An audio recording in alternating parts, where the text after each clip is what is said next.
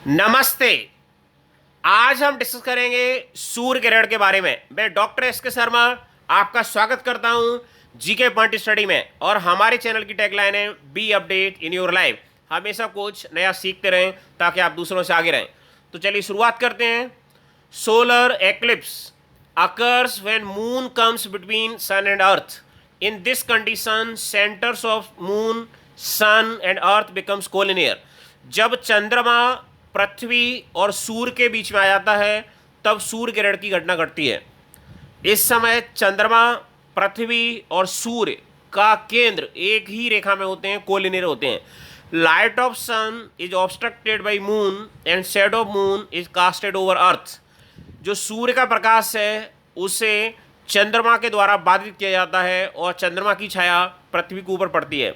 It always happens on अमावस्या और new moon day. ये हमेशा अमावस्या के दिन ही होता है, जिसे हम न्यू मून डे भी कहते हैं। आप डायग्राम में देख सकते हैं कि सूर्य की किरणें जब पृथ्वी पर जा रही हैं तो बीच में मून आ गया है, तो मून के आने के कारण सूर्य की किरणें पृथ्वी पर नहीं पहुंच पा रही हैं। आप देखते हैं कि जो ऐसा एरिया है जहां पूरी तरह सूर्य की किरणें गायब होंगी उसे अम्ब्रा कहा गया है इसमें, और जहां पार्शली गायब होंगी उसे पेनम्ब्रा कहा गया है। ये डायग्राम आप देख पा रहे हैं। ये मून अपनी ऑर्बिट में रोटेट करते करते अचानक से एक स्थिति ऐसी बनती है अमावस्या के दिन कि पृथ्वी और सूर्य के बीच में आ गया है। उसी दिन घटना घटती है सोलर एक्लिप्स की या सूर्य ग्रहण की। Moon is very small in comparison to sun. चंद्रमा सूर्य की तुलना में बहुत छोटा होता है, so it blocks only a part of light of sun and solar eclipse can not be seen from every part of earth. चंद्रमा चूंकि सूर्य से बहुत छोटा है इसलिए सूर्य के कुछ हिस्से को ढक पाता है, इसीलिए सूर्य ग्रहण पृथ्वी के हर हिस्से में स्पष्ट दिखाई नहीं देता। It can be seen only from umbra region. Umbra region आप देख पा रहे हैं जहां पर सूर्य की किरणें बिल्कुल नहीं पहुंच रही हैं, वहां से इसे देखा जा सकता है। Other terms of solar eclipse are as follows. जो टर्म्स हैं इसकी टर्मोलॉजी से समझते हैं हम। पहले umbra, it is the darkest part form in the moon shadow. जो चंद्रमा की छाया पड़ती है पृथ्वी पे, जो सबसे डार्क होता है, जहां अंधेरा छा जाता है, उसे बोलते हैं umbra. In this region the moon appears to be larger than sun. इस क्षेत्र में ऐसा प्रतीत होता है कि मून जो है वो सन से, सूरज से चंद्रमा बड़ा हो गया है। An observer in the umbra region can see a total solar eclipse. Umbra region में अगर कोई ऑब्जर्वर है तो वो टोटल सोलर एक्लिप्स, संपूर्ण सूर्य ग्रहण को देख सकता है।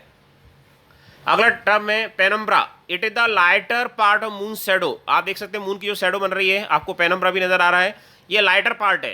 From this region partial solar eclipse is visible in this reason.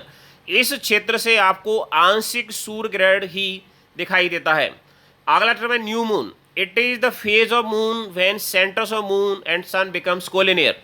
ये मून का एक फेज है जब आपकी मून की और सन की जो सेंटर्स है वो कोलिनियर हो जाते हैं। When seen from the earth, जब उन्हें पृथ्वी से देखा है। It the only lunar phase during which a solar eclipse takes place. ये एक लूनर फेज है, चंद्रमा का एक फेज है जिसके दौरान सूर्य ग्रहण की घटना घटती है। और इसके बाद आपका पक्ष बदल जाता है, जो आपके शुक्ल पक्ष ग्रहण पक्ष रहते हैं वो भी बदल जाते हैं। अगला है एक्लिप्स मैग्नीट्यूड। इसके मैग्नीट्यूड को कैसे नापते हैं? It is the fraction of the sun's diameter covered by the moon. जो सन की डायमीटर है उसे मून कितना कवर करता है उससे हम नापते हैं एक्लिप्स का मैग्नीट्यूड, या सूर्य ग्रहण का जो मैग्नीट्यूड होता है, माप होता है, उससे नापा जाता है। It is simply a ratio of sun moon diameter. ये एक सिंपल रेशियो होता है।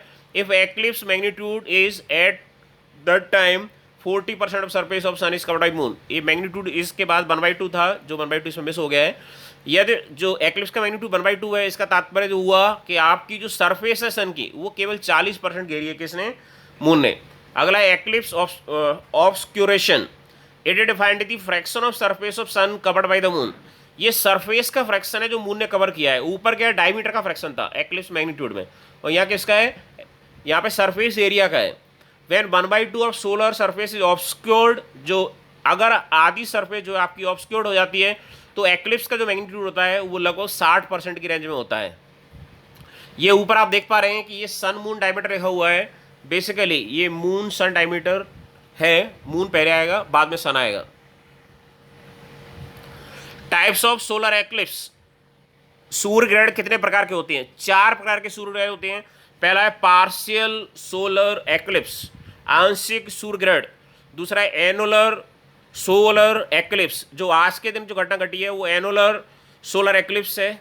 और तीसरा होता है टोटल सोलर एक्लिप्स, पूर्ण सूर्य ग्रहण। और चौथा है हाइब्रिड सोलर एक्लिप्स। आपको डायग्राम में कुछ नजर आ रहा है, डायग्राम से आपको क्लियरिटी दिख रही है कि पार्शियल में चंद्रमा उसे पूरी तरह कवर नहीं कर पा रहा है, आंशिक रूप से कवर कर पा रहा है, और एनुलर में चंद्रमा के आसपास एक रिंग बन गई है, और टोटल में चंद्रमा पूरी तरह कवर कर लेता है सूर्य को, जो हमें दिखती है अम्ब्रा रीजन में। Total eclipse. It is the solar eclipse in which the apparent diameter of moon seems to be large enough to cover the sun's photosphere completely, even if only momentarily.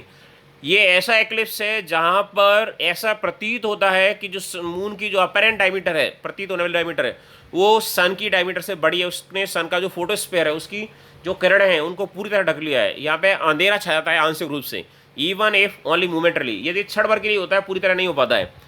Annular eclipse, in this solar eclipse sun seems to be bright ring about the moon. इसमें ऐसा प्रतीत होता है, आपने diagram में देखा कि जो सन है वो चंद्रमा के आसपास, सेकंड डायग्राम आप देख पा रहे हैं, एक रिंग के रूप में दिखाई पड़ता है हमें, एक चमकदार रिंग के गोले के रूप में दिखाई पड़ता है। In this eclipse moon and sun becomes concentric but moon is not able to cover the surface of sun completely. इस एक्लिप्स में मून और सन की जो गोला है, सर्कल है, वो कंसेंट्रिक हो जाते हैं, लेकिन मून पूरी तरह से सन की सरफेस को कवर नहीं कर पाता है। ये है एनुलर एक्लिप्स। अगला है पार्शियल एक्लिप्स, जिसे हम बोलते हैं आंशिक सूर्य ग्रहण। A solar eclipse in which moon can cover only a part of the sun. ऐसा सूर्य ग्रहण जिसमें चंद्रमा सूर्य के एक हिस्से को ही कवर कर पाता है। A partial eclipse proceeds and follows total और annular eclipse.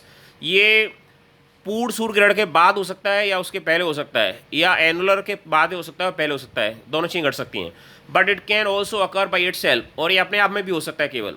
Generally a partial solar eclipse can be seen in a great region on earth then total और एनुलर एक्लिप्स। अगर हम बात करें कि ज़्यादातर हिस्से में हमें पार्शियल एक्लिप्स ही, आंशिक सूर्य ग्रहण ही दिखाई देता है पृथ्वी के ज़्यादातर हिस्से में, टोटल या एनुलर एक्लिप्स की तुलना में ज़्यादातर हिस्से में जो नज़र आता है वो आता है आंशिक सूर्य ग्रहण। अगर है हाइब्रिड एक्लिप्स, एक से ज़्यादा प्रकार के जब एक्लिप्स होते हैं तो बोलते हैं हम hybrid eclipse.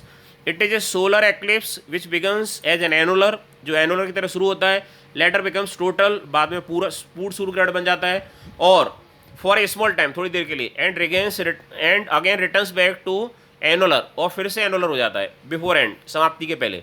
Converse of it में ऑल्सो अगर, इसका उल्टा भी हो सकता है कि उसकी शुरुआत जो है वो किससे हो, आपकी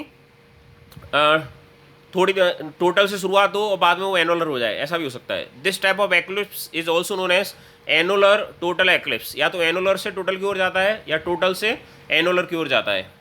thank you very much for watching this video. Please like and comment. जय हिंद, जय भारत।